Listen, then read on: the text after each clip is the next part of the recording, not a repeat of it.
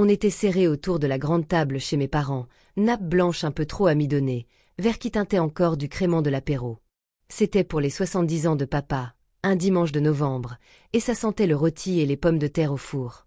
Juste avant que maman dise « on sert », Nathalie s'est levée, la robe fluide qui jouait à la star, son sourire répété devant le miroir. Elle a tapoté son verre avec une petite cuillère, a pris sa voix de présentatrice. Avant de couper le rôti, on a quelque chose à dire. Les fourchettes se sont figées en l'air. J'ai senti mon ventre se nouer. Je connais ce ton, celui qu'elle prenait quand, à 14 ans, elle m'avait fait coller pour une fête où je n'avais même pas mis les pieds. On a voté, a poursuivi Nathalie avec son air de reine de gala. Et on a décidé que tu n'es plus de la famille. Un silence et puis des applaudissements. Oui, des applaudissements. Ma cousine Laura a tapé des mains comme à un concert. Oncle Michel a levé son verre. Même maman a lâché un petit rire. Fallait bien que quelqu'un le dise. Papa n'a pas relevé les yeux, a juste murmuré, en regardant sa bière, c'est peut-être mieux comme ça. J'ai reculé ma chaise lentement. Waouh! Vous avez vraiment répété, en fait. Nathalie a élargi son sourire. Tu es toxique depuis des années. On arrête de faire semblant. Tu n'es pas de la famille, a ajouté maman en attrapant la sauce comme si on parlait météo. C'est à l'unanimité. Personne n'a bronché. Pas une voix pour dire « Eh, calmons-nous ». Très bien, ai-je dit doucement. Alors j'ai tendu la main dans mon sac et j'ai posé un gros classeur au milieu de la table. Le clac sec qu'il a fait a coupé net les petits rires. Nathalie a cligné des yeux. C'est quoi, ça? J'ai souri, je me suis adossée. Découvre. Elle l'a saisi comme un trophée et l'a ouvert d'un coup sec, déjà la moue triomphante vissée au visage. Elle a lu la première page. Son sourire a disparu. Elle a enchaîné la deuxième, la troisième, et elle a hurlé. Pas crier. Hurler, le genre de hurlement qui gèle un salon. Sa chaise a basculé. Elle s'est levée d'un bond et a refermé le classeur comme s'il l'avait brûlé. T'es un monstre, a-t-elle craché. Un tordu. Joël, son mari, a attrapé le classeur, l'a feuilleté, et sa mâchoire s'est décrochée. C'est vrai. J'ai hoché la tête. Tout. Chaque mot, chaque reçu, chaque capture. Le silence a aspiré l'air de la pièce. On aurait entendu une fourchette tomber dans la cuisine. Maman a ouvert la bouche, l'a refermée, l'a rouverte, comme un poisson hors de l'eau. Je me suis levée. Vous étiez tellement sûr que je ne dirais rien. Que je resterais le discret, le paillasson, le porte-monnaie sur pattes. Ben devinez quoi, votre petit spectacle, c'est fini. Tu veux savoir ce qu'il y a dans ce classeur? On y viendra. Mais d'abord, comment on en est arrivé à cette scène de théâtre amateur? Nathalie n'a pas décidé du jour au lendemain que je n'étais plus de la famille. C'est une construction qui date. Brique après brique, remarque après remarque, trahison après trahison. Chez nous, c'était clair dès le départ, l'enfant doré, c'était elle. Les bons points, le sourire, l'art de retourner une salle et de mentir droit dans les yeux en se faisant remercier. Moi, j'étais le calme, le discret. Je n'avais pas besoin qu'on m'applaudisse, et ça, chez nous, ça passait pour de la faiblesse. Ils ont confondu silence et consentement. À 19 ans, je suis partie. J'ai payé mes études, 2 petits boulots, pas de coup de fil pour demander de l'aide. Pendant que Nathalie, elle, plantait 2 licences, partait se trouver, à Lisbonne, puis rentrait pour épouser Joël, l'équivalent humain d'un profil LinkedIn sous blazer. Le mariage, j'en ai payé la moitié. Mes parents n'avaient pas les moyens, sauf pour s'offrir une petite croisière derrière. Je n'ai rien dit. Je ne disais jamais rien. Quand ils plaisantaient en me surnommant l'expert comptable de la famille, je souriais. J'ai payé pour le bridge de papa, pour la facture de chauffage en retard de maman, pour la caution de Laura. C'est que la bourse est arrivée en retard, toujours un virement. On me disait merci, oui, mais avec ce ton. Celui qui dit « Évidemment que tu aides, tu n'as pas de famille à toi. » Je suis célibataire, pas d'enfant, pas de drame, juste mon boulot et mon chien. Dans leurs yeux, ça veut dire que je n'ai rien d'urgent à faire de mon argent ni de mon temps. Nathalie m'a vite pris pour son pare-feu. Quand Joël a perdu son job, c'est moi qu'on a appelé. Juste un petit prêt. Quand sa voiture a lâché, Toi qui fais 6 chiffres, 2000, c'est rien. Quand leur gamine a eu besoin d'un suivi et que la CPAM ne remboursait pas assez, devine qui on appelle. J'ai aidé. Toujours. Parce que je me répétais, c'est la famille. Sauf que l'aide est devenue un dû, puis une exigence, puis un chantage passif-agressif.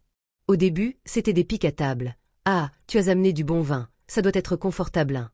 Forcément t'es à l'heure, t'as pas d'enfant. J'aimerais pouvoir bosser tard pour éviter mon mari, moi aussi.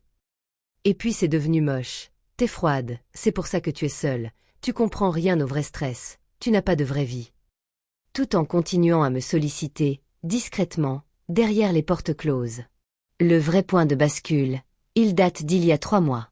Un SMS de Nathalie. Tu peux te porter co-emprunteur pour notre coffee shop bien-être. Moi, non. Elle, sérieux. Puis le silence. Du jour au lendemain, le froid polaire. Maman a oublié de m'appeler. Papa a répondu par des monosyllabes. Personne ne m'a convié au dernier déjeuner. Nathalie m'a bloqué des réseaux après un storytime sur « Écarter les personnes toxiques ». Je me suis étranglée avec mon Perrier. Et au lieu de me morfondre, j'ai commencé à rassembler. Les reçus. Les dates. Les mai. Les Lydia. Je ne suis pas idiot, je garde des traces. Sur 5 ans, rien qu'en regardant les relevés, j'ai compté plus de 78 000 € partis chez la famille. 8 000 € pour la cure de Joël, 2 300 € pour les urgences dentaires de Nathalie qui étaient en fait des facettes, 1 500 € pour le dos de papa, 12 000 € pour les cartes de maman, 6 000 € pour l'emménagement de Laura, 4 500 € pour une urgence familiale, qui s'est avérée être un séjour à Cabo, et pas une seule fois une proposition de remboursement. Rien. Silence. Jusqu'au jour où j'ai dit non et soudain, j'étais le problème. Alors j'ai fait ce classeur. Dedans, chaque virement, chaque mail de demande, chaque capture où Nathalie me traite de « vache à lait sans colonne », sur un fil privé qu'elle croyait hors de ma portée. C'est ça qu'elle a vu en l'ouvrant. Et c'est pour ça qu'elle a hurlé. Parce qu'elle n'était pas juste exposée. Elle était démontée, ligne après ligne, date après date, preuve après preuve. Et pendant que tout le monde avalait de travers, une pensée claire m'a traversée. Cette fois, je ne me défends pas. Je montre. Point. Joël feuilletait encore. Maman bafouillait. Papa regardait la table. Nathalie tremblait de rage. Moi, j'ai respiré. Pour la première fois depuis longtemps, sans permission. Sans culpabilité. Sans tu exagères. La suite, je la raconterai. Mais à cet instant précis, c'est moi qui tenais la main. Pas pour payer. Pour poser les faits. Et refuser de ramasser les morceaux à leur place. Je n'ai pas eu besoin d'élever la voix. C'est Nathalie qui l'a fait pour tout le monde. C'est une violation, t'as pas le droit. A-t-elle craché en désignant le classeur comme une bombe. J'ai levé un sourcil. Pas le droit de quoi? D'imprimer mes propres relevés, vos demandes écrites. Vos coucou tu peux nous dépanner STP à 2 heures du matin? Tu viens de me déclarer plus de la famille sous applaudissements. Et maintenant c'est moi le problème parce que je suis venu préparer? Le culot en robe du soir. Joël feuilletait toujours, les yeux qui couraient sur chaque page. Il s'est arrêté net, le doigt posé sur une ligne. C'est quoi ça? Biarritz? Nathalie a tourné la tête trop vite. Quoi, Biarritz? Il a dégluti, a relu. Hôtel du Miramar, 3 nuits, sur ma carte, avec une Alicia. C'est qui, Alicia? Le nom a claqué sec. On aurait entendu l'horloge du salon s'arrêter. Nathalie a essayé de rire, trop fort.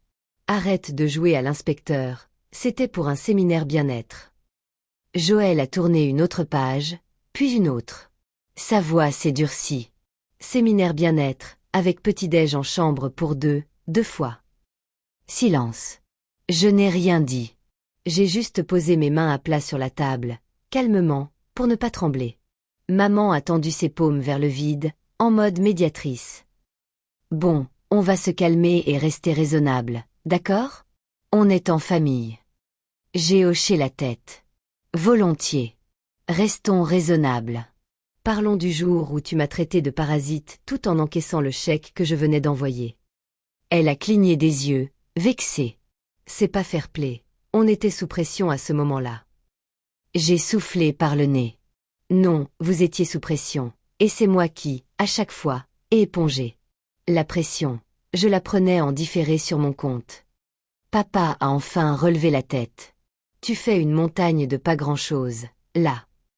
J'ai tourné vers lui un regard qui m'a surpris moi-même par sa froideur. Pendant des années, tu as regardé tout ça sans rien dire. Tu savais. Tu entendais. Et tu as laissé glisser parce que c'était plus simple que de leur dire d'arrêter. Il n'a pas nié. Il a juste rebaissé les yeux, comme si le bois de la table allait l'avaler. Nathalie a frappé la nappe de la paume. En vrai, tu n'es qu'aigrie parce que plus personne n'a besoin de toi. Faux, ai-je dit sans hausser le ton. Je ne suis pas aigrie. Je suis finie. Elle a ricané. Tu te rends compte du spectacle? Venir à un déjeuner d'anniversaire avec un classeur, imprimer des captures. T'es juste un psychorigide obsédé du contrôle. J'ai penché la tête.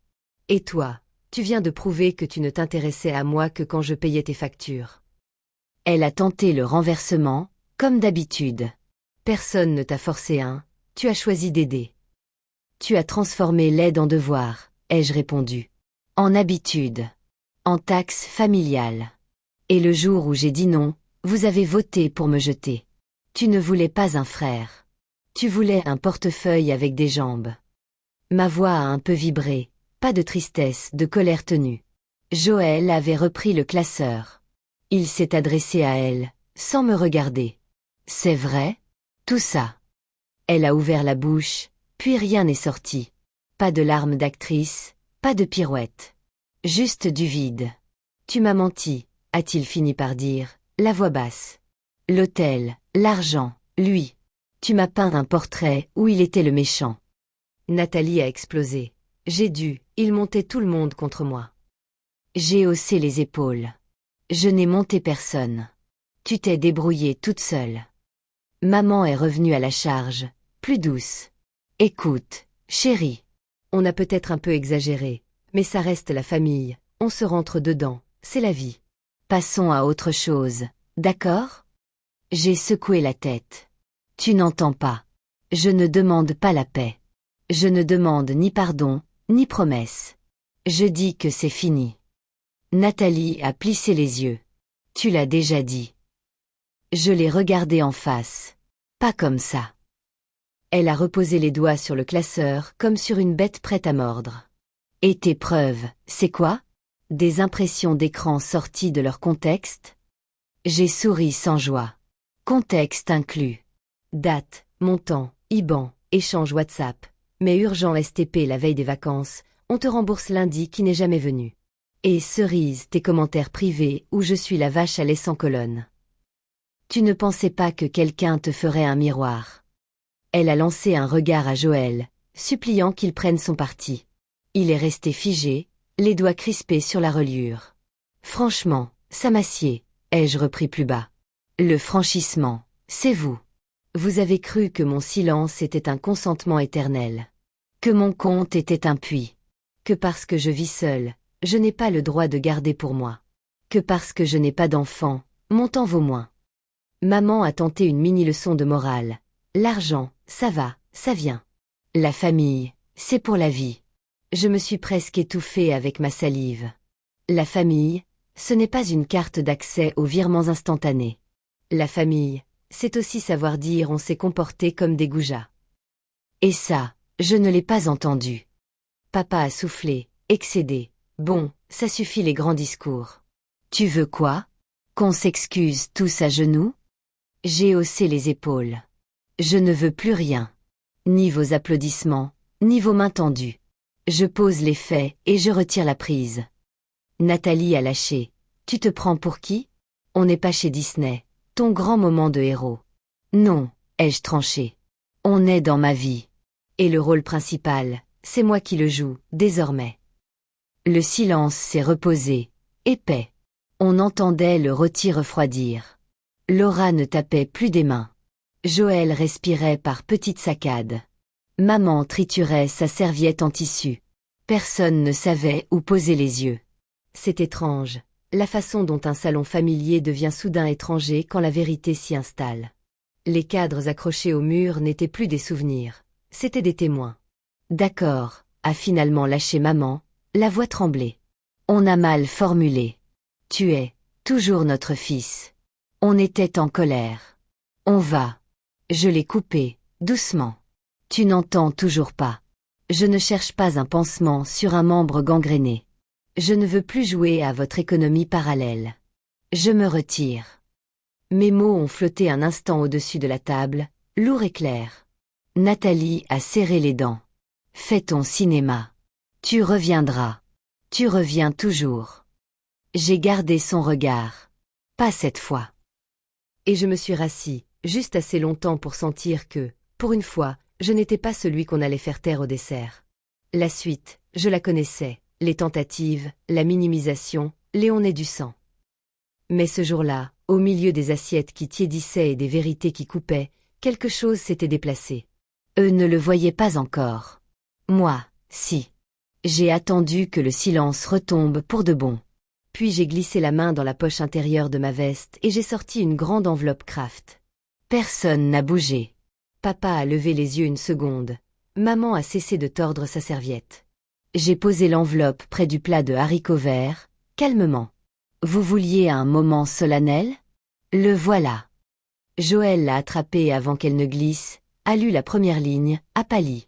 C'est quoi, ça? J'ai répondu sans détour, révocation. Toutes. Les procurations bancaires où j'étais mandataire pour vous deux, les délégations sur l'assurance, la personne de confiance à l'hôpital, les contacts d'urgence à la CPAM et sur mon dossier médical partagé. C'est signé, envoyé en recommandé avec AR, copie au notaire. À compter d'aujourd'hui, je ne suis plus légalement ni moralement votre solution de secours. Maman a porté la main à sa bouche. Tu vas trop loin. J'ai secoué la tête. Je vais exactement à la bonne distance. Papa a lâché un soupir fatigué, du genre on n'a plus l'âge pour ces scènes. Tout ça pour nous punir. Non. Pour me protéger. Nathalie a ricané, bras croisés, le regard vrillé dans le mien. Ton petit théâtre. On n'est pas chez Disney. Justement, ai-je dit. Les fins à la guimauve, c'est fini. J'ai repris l'enveloppe, les rangées. Je vous laisse poursuivre l'anniversaire. Bon appétit. J'ai enfilé mon manteau dans l'entrée, j'ai entendu derrière moi des chuchotements, le froissement d'un mouchoir, le claque nerveux d'un briquet. La poignée a été froide sous ma paume. Dehors, l'air piquait. J'ai descendu le trottoir jusqu'à la voiture sans me retourner. Pas par bravade, par instinct de survie. Le moteur a démarré, musique coupée. J'ai roulé sans réfléchir vers le lac, celui où papa m'emmenait pêcher quand j'étais gamin, avec des sandwichs au jambon emballés dans du papier alu et du soda tiède. J'ai garé la voiture, je suis resté assis un moment, à regarder l'eau plate se poser contre la berge. C'est bête, mais j'ai compté mes respirations. Inspirer 4, bloquer 4, expirer 6. Au bout de quelques cycles, mes mains ont arrêté de trembler. Je n'ai pas dormi chez moi tout de suite. J'ai fait un détour par le périph', j'ai laissé les lumières défiler. Dans l'appart, j'ai déposé mes clés dans la coupelle, j'ai posé mon téléphone face contre la table basse et j'ai pris une douche longue, brûlante, jusqu'à ce que la buée embue le miroir. Pas de musique, pas d'écran, pas de phrases en boucle. Juste l'eau qui claque et cette sensation bizarre qu'on appelle peut-être de la place. La place de se tenir debout sans demander l'autorisation. Les 2 jours suivants, silence.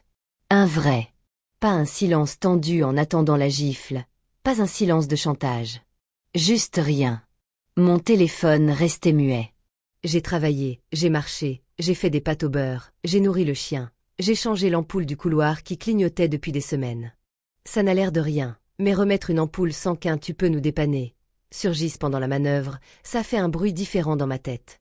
Le 3e matin, le barrage a cédé. D'abord un appel manqué de maman, puis un autre, puis un message vocal. Dis-moi que tu ne pensais pas tout ça. On était en colère. Rappelle-moi, s'il te plaît. On reste une famille. Je n'ai pas répondu. J'ai préparé un café à la main, lentement, filtre en papier, eau en spirale. L'après-midi, Nathalie. 3 SMS d'affilée, son style. Tu réalises ce que tu as fait? Tu détruis tout. Puis, Joël est en colère, bravo. Puis, tu es malade de contrôle. Rien sur l'argent, bien sûr. Rien sur les factures magiquement réglées depuis 5 ans. Juste l'attaque frontale. J'ai archivé. Papa, ensuite, tu as été trop loin. Ta mère est en larmes. Reviens, on parlera calmement. J'ai posé le téléphone sur le frigo, j'ai sorti la poubelle, j'ai descendu les escaliers. À chaque marche, la phrase revient. On parlera calmement perdait un peu de son pouvoir. Le soir, j'ai sorti mon ordinateur et j'ai commencé le nettoyage. D'abord la banque, opposition sur les procurations, confirmation des LRAR scannés, suppression des accès secondaires, nouveau mot de passe. Ensuite les impôts, les espaces clients où j'avais, par facilité, enregistré une adresse mail familiale pour un dossier. Correction, double authentification. EDF, l'abonnement Internet chez mes parents où un jour, j'avais mis ma carte temporairement. Résiliation de la domiciliation, capture d'écran de la confirmation. J'ai ouvert un fichier texte, j'ai noté ce que je faisais, date et heure. Pas par paranoïa, par hygiène. J'ai aussi mis à jour mes contacts d'urgence. Plus papa-maman en tête de liste. J'ai mis François, un ami de fac, avec qui on s'était dit un jour qu'on ferait ça l'un pour l'autre, et ma voisine du 4e, qui a un double de mes clés pour arroser les plantes quand je pars. Le lendemain, j'ai pris rendez-vous, dentiste, ce plombage qui grinçait, médecin traitant, bilan basique que je reportais depuis, facile, 18 mois, et j'ai tapé thérapeute plus mon quartier. Pas parce que je me sentais cassée, mais parce que je n'avais plus à jouer les urgentistes émotionnels chez les autres. Faire de la place pour moi. Ça sonne cliché écrit comme ça, mais sur Doctolib, c'était juste des créneaux qui se remplissaient. Entre deux mailles au boulot, un numéro inconnu a tenté sa chance. J'ai laissé sonner, je connaissais la mécanique. Quand ça ne passe plus par l'affect, ça passe par le pratique, puis par l'autorité, puis par le légal. Je n'avais pas peur d'un huissier débarquant pour je ne sais quoi, j'étais en règle, mais je savais qu'il chercherait une porte restée entr'ouverte. Il n'y en avait plus. Je l'ai vérifié encore une fois, CPAM, personne de confiance retirée, messagerie de mon DMP, mise à jour des droits, assurance habitation, nouveau bénéficiaire, notaire, accusé de réception de la mention n'est plus mandataire sur quoi que ce soit concernant ses parents.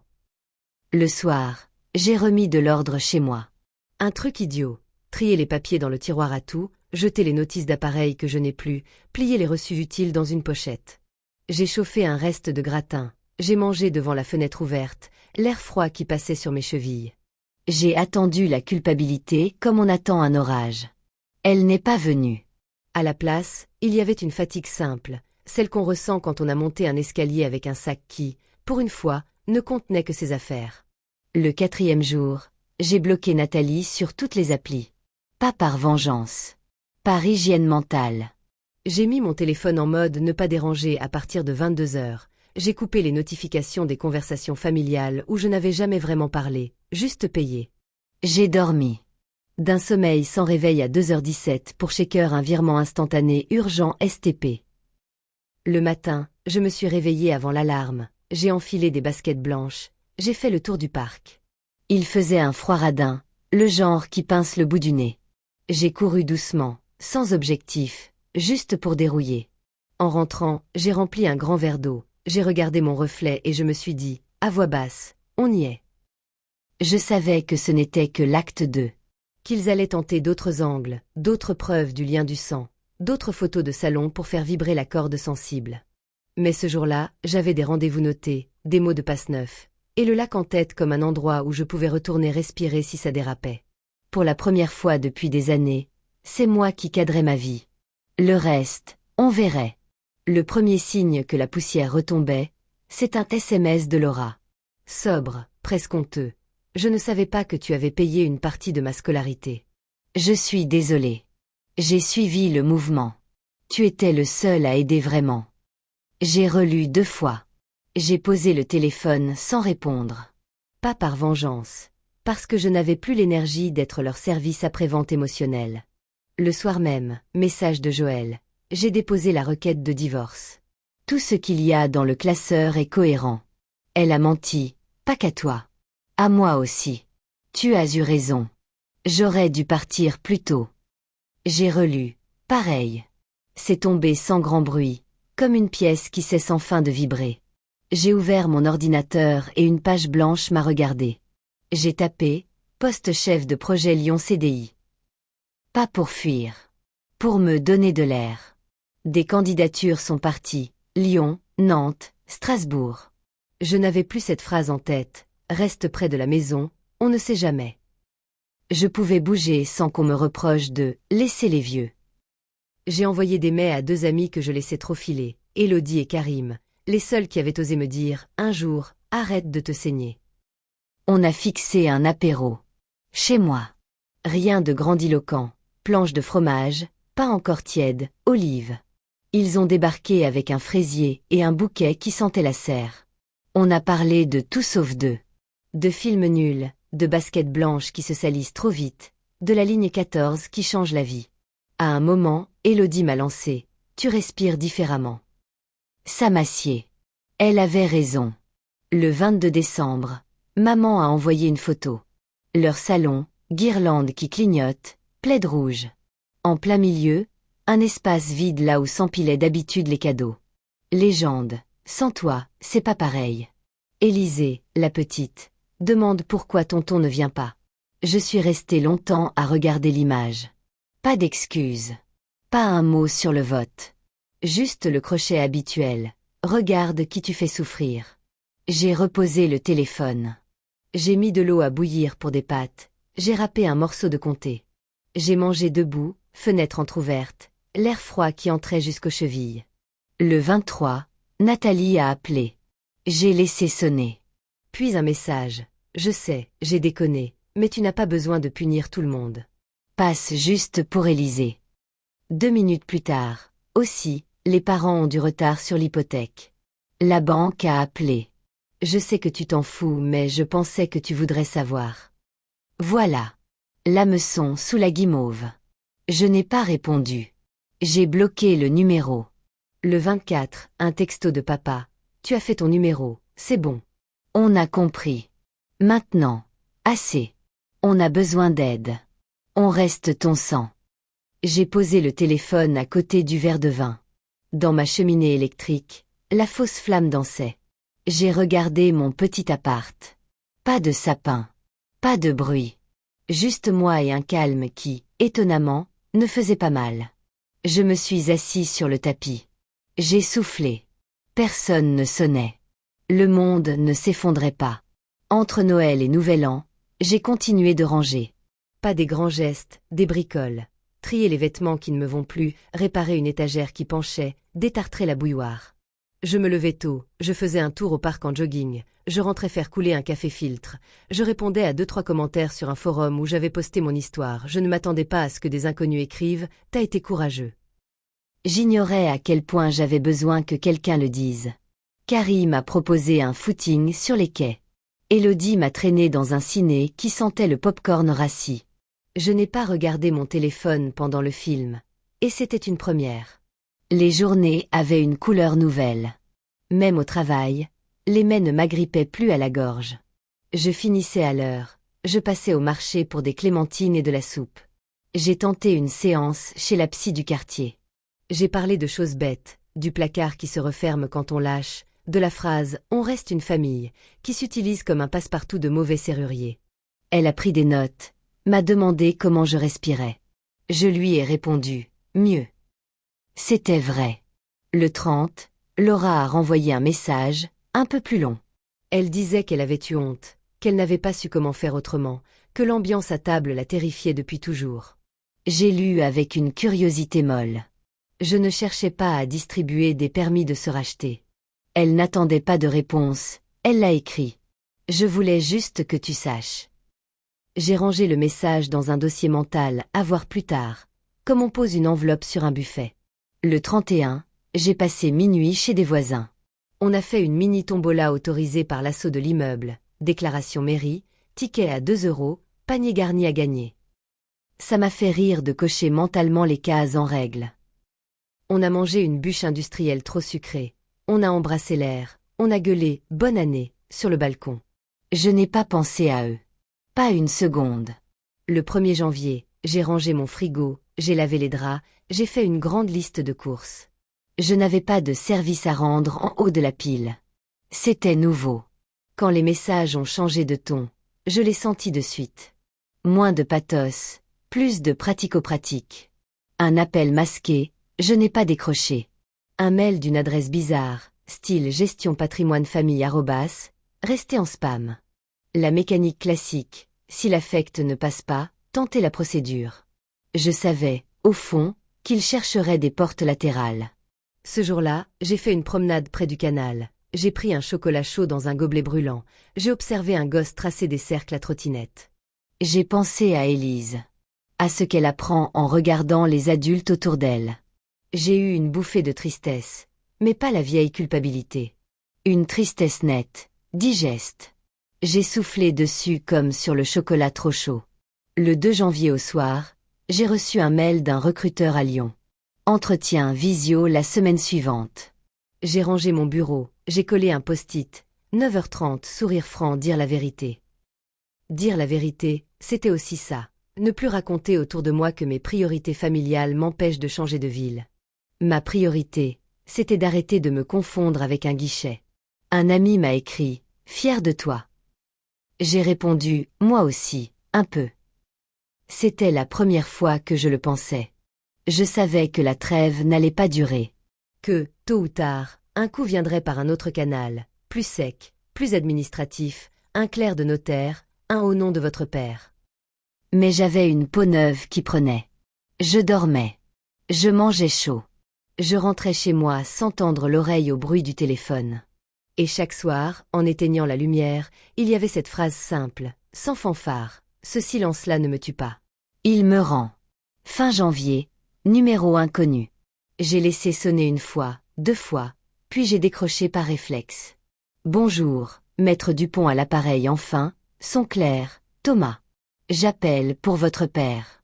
Il m'indique que vous êtes toujours mandataire et personne de confiance sur certains dossiers. Il n'arrive pas à vous joindre. On voulait explorer des options. J'ai fermé les yeux. La vieille mécanique. Non, ai-je coupé? Procuration révoquée, personne de confiance retirée à la CPAM et sur mon dossier médical partagé, contact d'urgence modifié, notification envoyée en recommandé avec accusé de réception. Le notaire qui suit nos papiers a accusé réception aussi. Je n'ai plus aucune délégation. Petit silence gêné. Je prends note, a balbutié le type. Votre père est un peu dans l'embarras, la banque, je n'ai rien à ajouter, Thomas. Bonne journée. J'ai raccroché sans m'excuser. Pas de scène. Juste la porte qui se referme, enfin. Par précaution, j'ai ouvert mon ordinateur et j'ai refait tout le tour. Espace bancaire, double authentification, IBAN enregistré, virement permanent fossilisé quelque part supprimé. J'ai envoyé un mail courtois à mon conseiller pour consigner noir sur blanc que je n'étais plus tiers sur les comptes de mes parents. J'ai scanné mes AR, rangés dans un dossier franchissement clos. Hygiène, pas paranoïa. Je ne laisserai plus une fenêtre entrebâillée pour qu'on y glisse au nom de la famille. Le reste de janvier a filé. Entretien visio pour Lyon un mardi matin, cravate sortie d'une housse qui sentait la poussière, sourire franc, pas d'histoire inventée. J'ai dit la vérité au recruteur. J'avais porté trop de choses qui n'étaient pas les miennes, j'avais appris à tracer des limites, j'étais prêt à travailler sans me vider. Il a hoché la tête comme si ça lui parlait. 2 jours plus tard, mail, proposition d'embauche. Je suis resté planté au milieu du salon avec le téléphone dans la main, bêtement. Ce n'était pas une fuite. C'était un déplacement de centre de gravité. Début février, la lettre est arrivée. Enveloppe crème, écriture de maman, penchée, appliquée, celle des grands jours. Pas de retour d'adresse. 3 pages datées, mon chéri, en haut. La première page, regret. On a dit des choses sous la colère, tu as toujours été le plus fort, on s'est trop reposé sur toi sans s'en rendre compte. J'ai senti la vieille corde vibrer. La 2e page a glissé vers le pathos. Ton père n'a pas la grande forme, Nathalie est seule, Élise comprend mal, elle pleure. On n'a pas dormi. Je lisais chaque phrase comme on regarde un vieux film dont on connaît les répliques. La 3e, je la voyais venir avant de la lire. La maison va devoir être vendue, mais on est sous l'eau. La banque nous a mis en demeure. On parle de dossiers de surendettement à la Banque de France, peut-être même d'une saisie immobilière et de vente aux enchères judiciaires si on ne régularise pas. On aurait besoin d'un petit coup de pouce, juste pour franchir ce cap. Après, on ne te demandera plus jamais. Fais-le pour ton père. Pour la famille. Je suis resté longtemps assis avec ces feuilles sur les genoux. J'ai laissé venir tout ce qu'elles appelaient. Le réflexe d'ouvrir mon appli bancaire, l'image de papa fatigué, le visage d'Élise quand elle souffle ses bougies, la pièce du salon en décembre, vide au pied du sapin. J'ai respiré lentement. Ce n'était pas une demande d'aide. C'était une demande d'accès. Pas à mon argent seulement, à l'ancienne version de moi, celle qui donnait sans poser de cadre et quand elle disait non, se faisait traiter de monstre. J'ai replié les pages, je me suis levée, j'ai traversé la cuisine et je les ai glissées dans la poubelle. Pas rageusement. Avec une sorte de douceur ferme. Porte close. Je n'ai pas répondu. Pas un SMS. Pas un « j'ai bien reçu ». J'ai pris mon agenda. J'ai appelé le propriétaire de l'appart lyonnais que j'avais repéré. Visite en visio, parquet qui craque, petite cuisine carrelée, fenêtre sur cour avec des plantes grasses abandonnées. J'ai dit oui. J'ai fait mon changement d'adresse sur le site de la Poste, la redirection de courrier, le transfert chez la CPAM, la mise à jour à la CAF. Même si je ne touche rien, j'aime quand tout est carré. Mon employeur a envoyé le contrat en signature électronique. Le lendemain, j'ai réservé un aller simple en TGV. Pas d'adieu dramatique à Paris, pas de scène au ralenti. Une valise, 2 cartons, une caisse pour le chien. Lyon m'a accueilli avec une pluie fine et le Rhône boueux. J'ai appris la cadence du tram, le bruit de mon interphone, l'odeur du pain tôt le matin.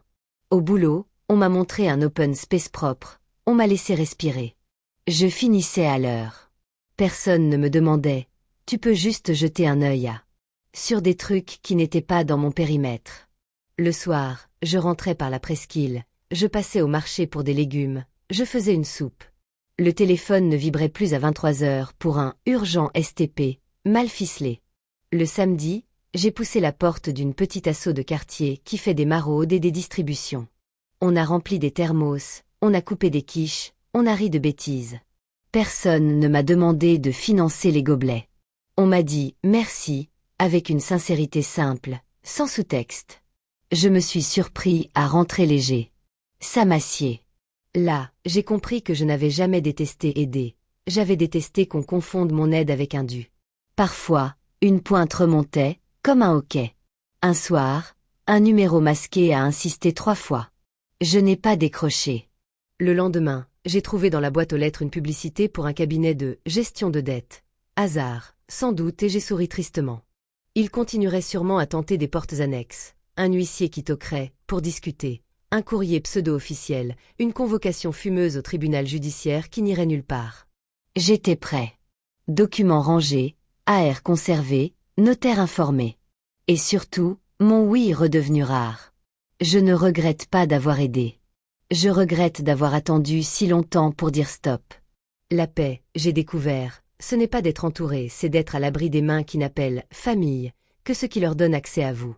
En rentrant un soir, j'ai posé une plante grasse sur le rebord de ma fenêtre. J'ai ouvert grand pour laisser entrer l'air frais. Pas de guimauve, pas de violon. On n'est pas chez Disney. Juste une vie où je cuisine pour moi, où je dors sans sursaut, où je peux tracer une limite sans m'excuser. La suite, elle viendrait, forcément. Mais je n'attendais plus qu'elle décide de ma respiration. Je n'avais pas prévu que mon poste prenne. J'avais juste besoin de le poser quelque part, comme on dépose un sac trop lourd en bas de l'escalier pour souffler. Et pourtant, des inconnus ont répondu. T'as été courageux. Il ne te mérite pas. J'ignorais à quel point j'avais besoin d'entendre ça. Je me pensais blindée, je me découvrais perméable à une phrase simple. J'ai tout lu, parfois 2 fois, un soir où la pluie fouettait les quais du Rhône et où je suis rentrée trempée, une barquette de gratin dauphinois dans le sac, le chien qui tournait autour de mes chevilles. Ça m'assied, cette sensation d'être vue plus nettement par des gens que je n'ai jamais croisés que par mon propre sang. Je me suis demandé, évidemment, s'ils allaient changer. On m'a posé la question en message privé. Et s'ils s'excusaient? Je me la suis posée aussi. Les premiers temps, j'attendais presque un signe net, un « on a déconné », franc, un truc sans condition. Au lieu de ça, il y a eu la séquence habituelle. D'abord le silence pesant, celui qui ressemble à un bras de fer, puis la stratégie, mais détournée, tiers mandatée, au nom de votre père, puis la phase on est à bout, fais-le pour la famille, enfin les vieilles piques qui ressortent quand rien ne marche. Rien n'a vraiment bougé, sauf moi. À Lyon, La vie a pris une forme qui ne fait pas de bruit. Je travaille, je sors du bureau à l'heure, je traverse la presqu'île en regardant les façades grises se teinter de rose au couchant. Le samedi matin, je passe au marché acheter de quoi faire une quiche courgette feta. Je rentre avec un bouquet d'anémones que j'installe dans un verre. Je cuisine pour moi. Je mange chaud. Je dors. Il m'arrive encore de me réveiller trop tôt, réflexe de vieux pompier, l'oreille tendue vers un téléphone qui ne bip plus pour un urgent STP, de minuit, mais ça passe vite. Je me retourne, je remets la couette, je me rendors. Le matin, je vais courir au parc de la Tête d'Or, à petite allure, juste pour dérouiller les jambes. Au bout de 20 minutes, je sens que mes épaules descendent d'un cran. C'est bête, mais préparer un café filtre sans guetter les notifications, ça vaut tous les cours de méditation. La thérapie a commencé comme un pari avec moi-même. 3 séances, et on voit. J'y suis allée avec mes idées reçues, ça va tourner autour de mon enfance, on va m'expliquer la fraternité toxique et je suis ressortie avec des choses beaucoup plus simples. Apprendre à sentir quand le oui sort tout seul, quand le franchissement est en train de se faire, quand ma bouche dit « pas de souci », pendant que mon ventre se noue. La psy m'a demandé un jour « Vous savez ce que vous voulez, vous, en dehors de ne plus être le guichet ?» J'ai ouvert la bouche, et rien n'est sorti. On a rempli ce vide petit à petit, avec des trucs concrets. Garder mes soirées, planifier une rando, accepter un déjeuner avec un collègue qui me proposait depuis des mois. Une vie qui n'attend pas l'aval de personnes qui, de toute façon, ne signent jamais que pour elle. Je pense à Élise, parfois.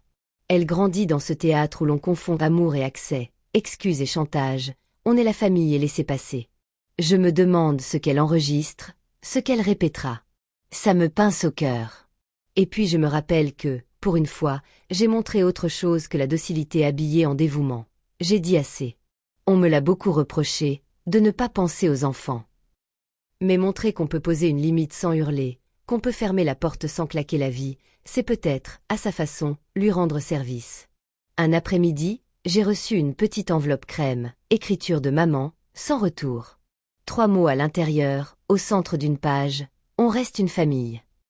Pas de contexte, pas de reconnaissance, pas un pardon. La phrase comme un passe-partout, encore.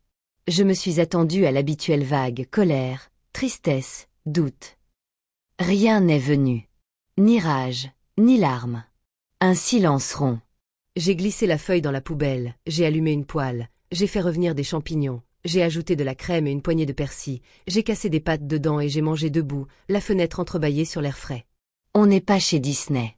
Les réconciliations sans substance, les embrassades obligatoires et les « allez », on met tout derrière nous, sans rien regarder. Sans moi. Parfois, je relis mon premier post. Je mesure l'écart entre celui qui tremblait de poser un classeur sur une table et celui qui, maintenant, appuie sur « publier » sans l'impression de déclencher une bombe dans son salon. Des inconnus m'ont écrit encore « fier de toi ». Merci, je me reconnais. Je réponds quand j'ai l'énergie, je laisse sans réponse quand je ne l'ai pas. J'ai arrêté de me devoir quelque chose à moi-même. Je ne suis pas devenu froid. Je suis devenu simple. J'aide à l'assaut de quartier parce que ça me fait du bien de servir un bol de soupe fumante sans qu'on m'explique que je dois. Je fais des listes de courses et je n'achète pas de bûches au cas où on passerait te voir. Je vais au ciné seul un mercredi et je ris fort quand la scène est vraiment drôle, même si personne à côté ne rit. Je regarde mon compte sans la boule au ventre. Mon « oui » vaut à nouveau quelque chose, parce que mon « non » existe. Alors me voilà de retour ici, parce que cet endroit m'a donné une clarté que je n'attendais pas. Je ne viens pas chercher un verdict, je crois. Plutôt un écho.